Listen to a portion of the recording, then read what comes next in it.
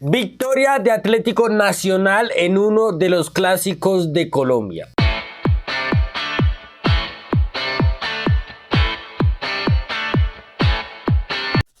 $9 para el equipo de Pablo Repeto en este inicio de segundo semestre del año 2024. Pero personalmente a mí me sigue dejando ciertas dudas a nivel futbolístico, a nivel de producción y a nivel de rendimiento y de estructura el equipo del uruguayo de Pablo Repeto, sobre todo por varias cuestiones, tanto a nivel de fluidez con balón, a nivel de formas en las que puede llegar a atacar y en cuanto a cierta impaciencia que puede llegar a tener el equipo de Pablo Repeto y cayendo muchas veces en el juego directo. Pero hablando un poco más en este partido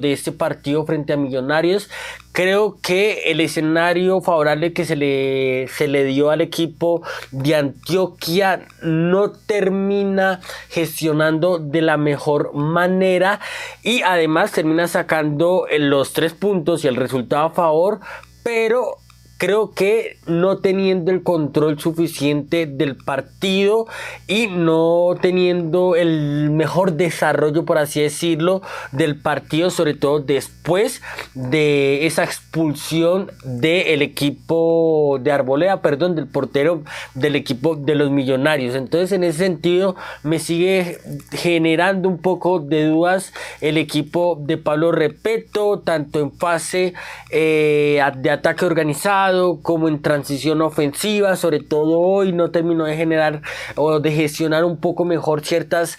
aproximaciones y ciertas transiciones ofensivas y ciertos contragolpes. Pero ya entrando un poco más en materia, un poco más a lo específico, para mí hay una cosa de ese Nacional, y es que sobre todo en el primer tiempo le costó mucho activar a los extremos. Hay digamos que obviamente hubo una libertad para Edwin Cardona por su naturaleza, por su característica de juego, pero y con esos y apoyados y respaldados por tanto Juan Manuel Zapata como por Campuzano. Pero sí es que le costó bastante al equipo de Repeto poder activar en ventaja tanto a Sarmiento como a Dairon Asprilla, y ahí al equipo le costó un poco. Encontró el 1-0 a favor, pero ya después creo que ese movimiento que hace Gamero de colocar a Córdoba por el sector izquierdo termina igualando un poquito o mejor, dándole a Millonarios mejores herramientas competitivas para por lo menos igualar el partido, igualar la balanza y tener la posibilidad de hacer daño al equipo de Nacional. Con Córdoba y sobre todo por ese costado de Joan Castro, que más allá del gol le cuesta un montón a Joan Castro, le cuesta mucho tanto a nivel defensivo como a nivel ofensivo, pero con ese cambio el equipo de Millonarios encuentra vías, encuentra caminos con el 1 versus 1, con esos movimientos y esas incursiones que puede llegar a hacer Córdoba por dentro, sobre todo en ese intervalo entre lateral y central. Entonces por ahí llegó ciertas aproximaciones por parte del equipo de los Millonarios y terminó, por lo menos en el primer tiempo, el equipo de Gamero no notándose mucho esa inferioridad numérica, sobre todo porque también Leo Castro pasó a jugar por el sector derecho y empezó a apoyar un poco tanto a nivel defensivo como a nivel ofensivo, tratando de incursionar también un poco por dentro. Y además con los desdoblamientos tanto de Elvin Alfonso como de Vanguero. Pero en ese sentido, en ese contexto, con un Millonarios un poco más volcado en ataque, Hubo otra cosa que no me gustó por parte de Atlético Nacional y es lo mal que gestionó ciertas acciones. Muchas veces Atlético Nacional tenía la posibilidad de darse un tiempo de más, de dar un pase de más, de buscar una mejor manera para profundizar y terminaba tirando de manera incluso afanada al arco, incluso desde media distancia, cuando podía darse un tiempo de más, un pase de más, encontrar otra alternativa a la hora de hacer daño, porque no está mal disparar desde fuera del área, no está mal intentar en esos disparos, pero creo que si la jugada por ahí pide un mejor desarrollo,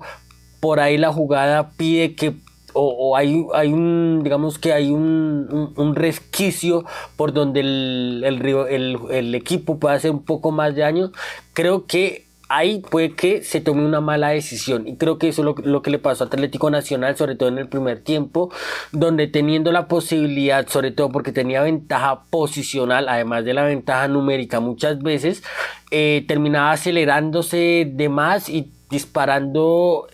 prácticamente al arco, finalizando de muy mala manera esas ocasiones o esas aproximaciones mejor. Entonces en ese sentido creo que el primer tiempo termina con un rendimiento un poco más parejo, pero obviamente con el contexto muchísimo más positivo para Atlético Nacional, tanto por el resultado como por la expulsión en un debut bastante trágico, por así decirlo, del panameño. Pero pues más allá de eso, creo que Millonarios con sus armas termina equiparando un poquito, por lo menos tratando de que el hombre más, del hombre menos no se notara tanto. Y continúa así, Gamero mete un extremo obviamente para tratar de por los costados y teniendo un hombre de área mucho más con mucho peso dentro del área como Radamel Falcao García, tratar de hacer daño. Y tuvo algunas ocasiones por ahí, pero termina el gol llegando por si no estoy mal, creo que fue un tiro de esquina, si no estoy mal, se me da la jugada, pero pues un lanzamiento desde un costado para Vanguero que estaba en posición de ataque y termina anotando. Pero vuelvo y digo, o sea, más allá de ese 1 versus de ese 1 a 1 que se da en el segundo tiempo, la sensación era la misma, era la continuidad del primer tiempo, más allá de ese cambio de Gamero, de sacar a Leo Castro, que por ahí el equipo pierde un poco ese apoyo que daba Leo Castro con balón por dentro y sobre todo esa movilidad que estaba mostrando Leo Castro en el primer tiempo, pero termina apostándole al juego por banda y es por ahí donde termina llegando el empate. Ya después ahí creo que Nacional vuelve a retomar un poco más el control del partido y sobre todo a través de la figura de Edwin Cardona, que me parece que nosotros le veníamos cuestionando un poco sus dos primeros partidos, más allá de que estaba siendo el goleador del equipo, porque digamos que le faltaba darle ese liderazgo, esa pausa, porque Edwin Cardona a veces se suele acelerar mucho en las acciones y en sus intervenciones, sobre todo tratando de lanzar mucho en largo, siendo un lanzador, y muchas veces la jugada y los partidos piden que le dé un poco más de pausa, más de ritmo a la posesión de balón, no tratar de buscar ese receptor lejano o ese pase al espacio, sino tratar de buscar más ese receptor cercano, ese receptor intermedio, buscar un poco más al pie al futbolista y tratar de a partir de ese hilar pases, tratar de manejar un poco más las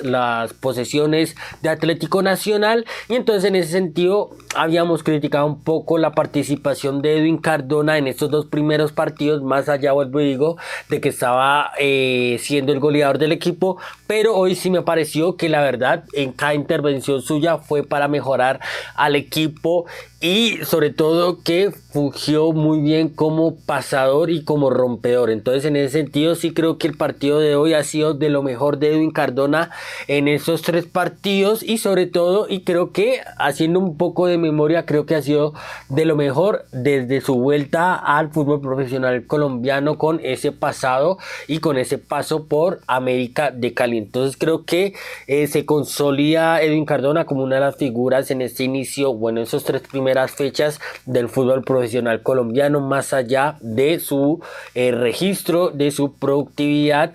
a nivel de estadísticas. Creo que lo de hoy termina confirmándolo como uno de los mejores jugadores en este inicio de liga. Más allá de eso, creo que tendrá que seguir mirando alternativas Gamero, porque tanto el rendimiento de Millonarios como el rendimiento de Atlético Nacional, más allá de los puntos que han conseguido cada uno, creo que no es el mejor, o por lo menos